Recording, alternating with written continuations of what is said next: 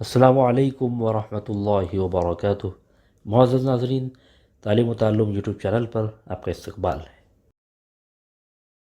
سلسلہ نمبر 190، سوال نمبر 1، غزوہ بحران کے لیے روانہ ہوتے وقت آپ صلی اللہ علیہ وسلم نے کس کو اپنا نائب مقرر فرمایا؟ اے حضرت ابو لبابہ بن عبد المنذر رضی اللہ تعالیٰ عنہ، بی حضرت حمزہ رضی اللہ تعالیٰ عنہ، سی حضرت علی رضی اللہ تعالیٰ عنہ، ڈی حضرت عبداللہ بن ام مکتوم رضی اللہ تعالیٰ عنہ۔ 300 صحابہ کو لے کر ربیع الثانی میں سن 3 ہجری جب آپ غزوہ بحران کے لیے روانہ ہوئے تو حضرت عبداللہ بن ام مکتوم رضی اللہ تعالیٰ عنہ کو مدینے کا حاکم مقرر فرمایا۔ آپشن ڈی درست جواب ہے۔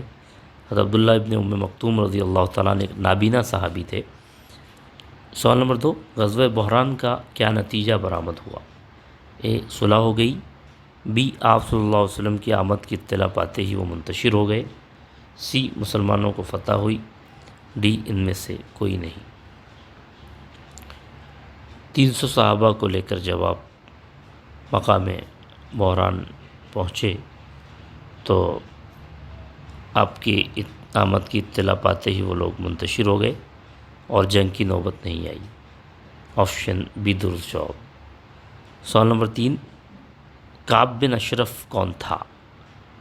اے منافق، بی عیسائی عالم، سی یہودی سردار، ڈی عیسائی سردار۔